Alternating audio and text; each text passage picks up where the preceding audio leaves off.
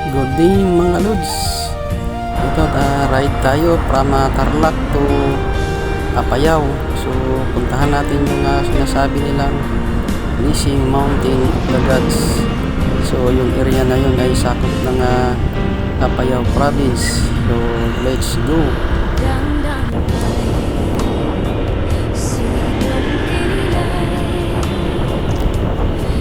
So approaching tayo dito sa Ilocosur. Yun yung arko ng Ilocosur. So tuloy-tuloy pa rin tayo hanggang makarating doon sa ating destinasyon.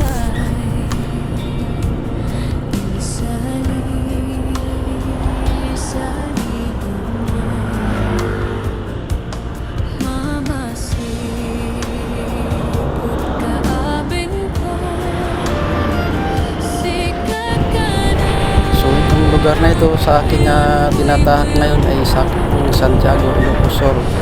So dyan sa kaliwa ko is kaganda ng beach dyan, magandang tambayan. Dito na tayo somewhere in Santa Ilocosur. So ito at maganda dito yung mga beach dito. So tuloy-tuloy pa rin tayo at tingnan na lang natin yung mga magandang view dito.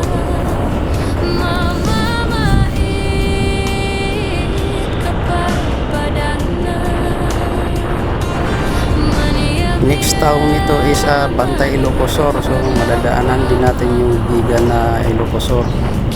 So tuloy-tuloy tayo hanggang marating natin yung arko ng Ilocos Norte.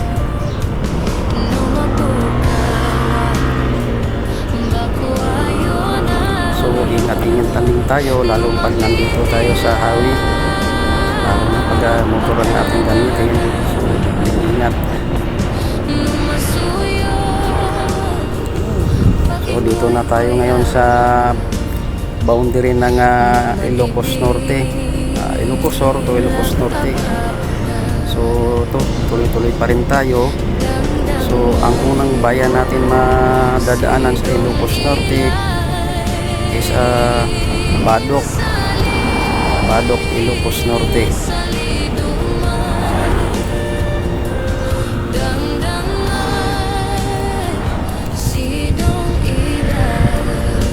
So ayan, nandito na tayo sa arko. Marami rin nagpapapicture dito. So tuloy-tuloy tayo at ito na yung Badoc, Ilocos Norte, Pinili Town, Ilocos Norte.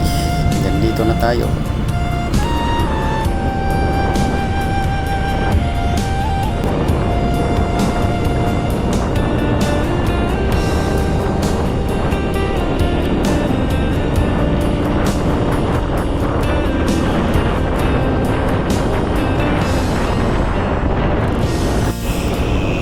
Dito pa rin tayo sa Kapatagan. Mamaya at aakyat na tayo sa kabundukan na naman. So ito na yung Sulsuna at dito na yung way papuntang Apayao Mountain Province.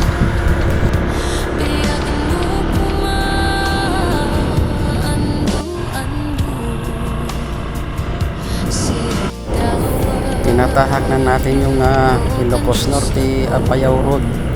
Dito na tayo sa kabundukan at medyo mataas na dito. So makikita natin yung mga karsada dito. Okay naman, may mga landslide lang pero inaagapan nila. So makikita mo yung mga view dito kaliwat kanan. Kaya sulit yung ride. Kahit solo ride okay lang at masaya. Busog yung mga mata natin sa mga nature dito. Ayan, may landslide dito pero inaagapan kaagad nila. So hindi nila pinapabayaan yung mga karsada dito.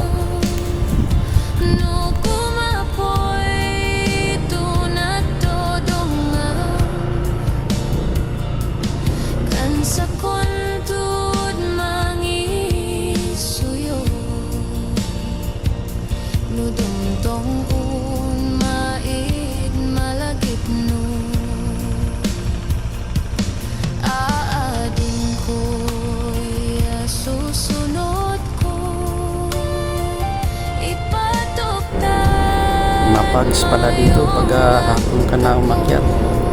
Bali alas 3 po umakyat galing sa Sulsuna. So ngayon alas 3:30 na. Ganito yung sitwasyon dito, mga pags.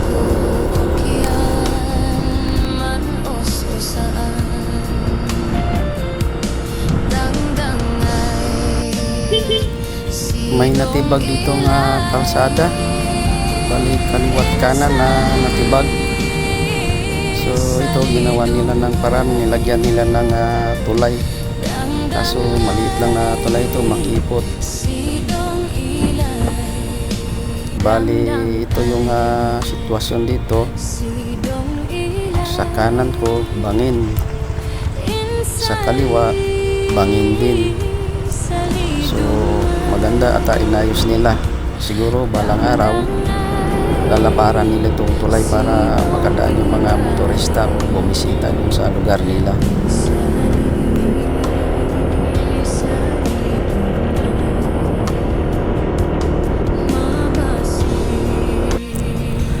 Nandito na tayo sa Apayao Province. So ayan, parang arko nila ata yan.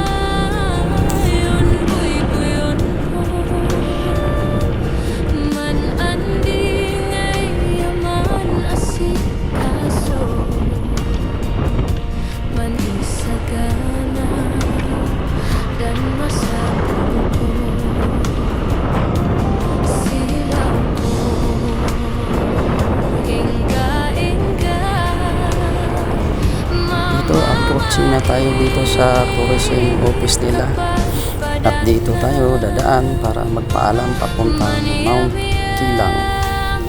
So tuloy-tuloy tayo at may babayaran tayo dito na 30 pesos.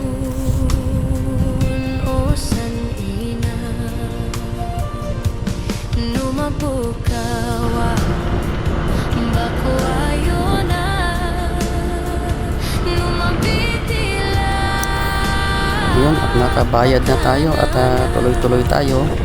Sumapags pa rin. Hindi natin sigurado makikita yung kagandahan ng bundok ng Mount Kilang kasi matatabunan ata ng mga pags. So ito na yun sa bandang kaliwa ko. Ito, marami rin nagturista dito. So yan, Mount Kilang. Kaso di mo makita yung ganda ng kabundukan dahil nababalot ng pags. So ayan siya. Dapat pala maaga tayo makarating dito, mga 10 o'clock ng maaga, hindi hapon kasi mapags pala pag hapon. Eksakto alas 4 ng hapon nandito na ako sa Mount Kilang.